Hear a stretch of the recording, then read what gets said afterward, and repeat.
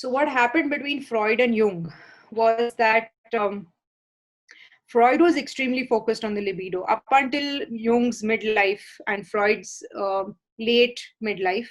They were very good friends, but then they had a falling out, and the falling out was basically based on the fact that their ideas differed, so they parted ways at one point. Freud was extremely obsessed with the libido. So he, like I said, he was obsessed with sexual energy, and he felt that everything in life was to do with the libido. Like all energy came from the libido. Jung de-emphasized it. Jung actually questioned it because Jung said that not all desires are sexual, and not all energy comes from a place where you want to procreate and reproduce and have sexual relations. I mean, that's not the only thing in life. Jung, on the contrary, believed that energy is energy. It doesn't have to be. He acknowledged that the libido is very important. It's one of the most important drives we have, but we also have other drives to eat, to drink, to spend time with our family, to work. So he believed that there was a person had a drive to become an individual, a complete individual. So you want to go higher up in your work, you want to become more superior. So he kind of believed in the idea of individuality and individuation, and he didn't really agree with Freud on the emphasis that he put on the libido. The second thing that they disagreed on was the unconscious mind. In Freud's belief, the unconscious mind was completely stagnant, so it was inelastic.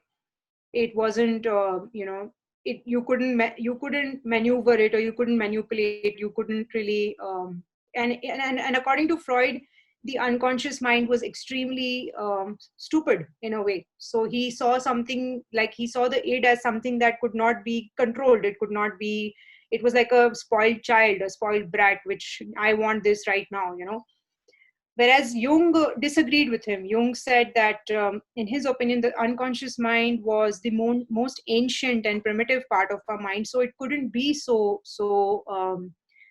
unaware. It couldn't be so stupid. It couldn't be. It was very intelligent part of our mind. It was the part of our mind that was able to control a lot of things around us that we were not aware of. But it was able to do that without awareness. So in Jung's opinion, the unconscious mind was extremely superior, not as inferior as Freud made it, that it had to be repressed and it had to be pushed back because it had all these weird ideas.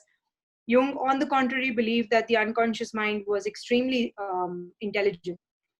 And the last thing that they disagreed on was the fact that Freud felt that the unconscious mind was personal. It was like, I have an unconscious mind and it's mine and mine. This is a difficult concept to understand, but try to stay with me here.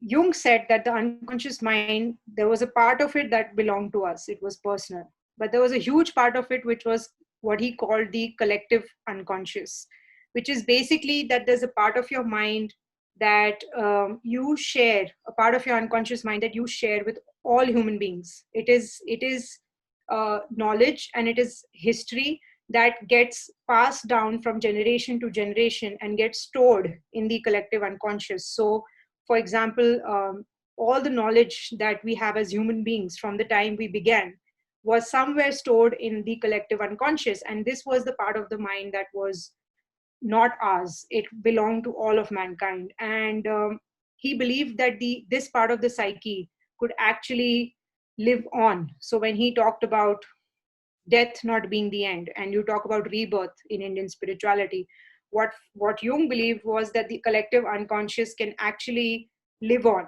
and it can be passed down from generation to generation. And this was one of the ideas that actually caused the big rip between Freud and Jung.